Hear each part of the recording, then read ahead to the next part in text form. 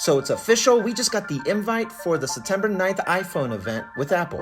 And obviously, besides the brand new colors that are going to come that we're so excited for, the one thing that I'm always interested in, the one thing I always focus on, as do most of us, is the camera system. Check this out real quick. I've been tracking the updates to the camera system since iPhone 11. I made a list, I checked it twice, and every year I tried to predict this, and every year I get it wrong, which I think is a really cool thing. Because even when we know what the hardware is going to be, we can still never guess what the software is going to do.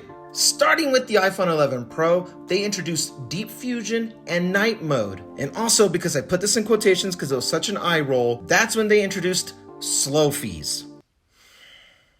For the iPhone 12 Pro, they introduced ProRAW and HDR, their form of lossless for photography, as well as introducing a new LiDAR system for better accuracy. For the 13 Pros, that's when we got cinematic mode and macro mode. They also brought ProRes to the not base series of the iPhone 13 Pros. And they also introduced the photographic styles, that lens filter thing where you can make a photo more warm or cool, more vibrant, more contrast to the whole thing. In the 14 Pros, we got the Photonic Engine, which was the next stage of Deep Fusion. You also got a lossless 2x zoom. They also introduced True Depth autofocus to the front-facing camera, and we also got action mode. Last year with the 15 Pros, the big thing we got was log format. You can also change a focus point you took a photo of in post. They also let you swap primary focal lengths without losing any data. And we also had a default 24 megapixel photo, but you can also go up to a full 48 megapixels and use the whole frame. And lastly, they introduced spatial video for the Vision Pro and all things spatial computing.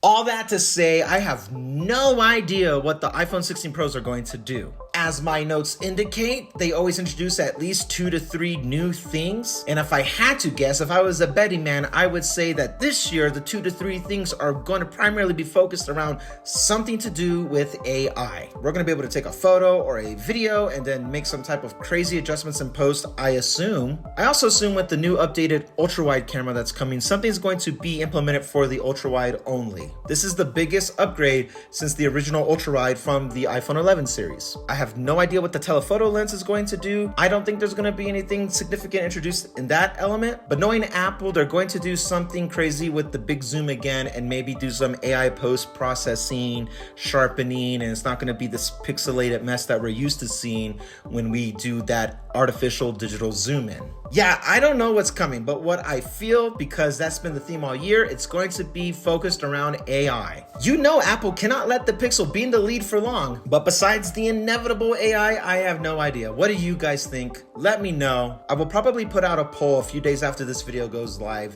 to see what you guys actually think. We'll do a voting system to see what do we think is going to come to the 16 Pros. Either way, I'm excited because now we are officially in iPhone season, baby. Will any of this be enough to entice you guys to upgrade, or are the new colors enough to sway you over? We will be covering all this and more in the coming weeks, so get subscribed and I will talk to you guys later.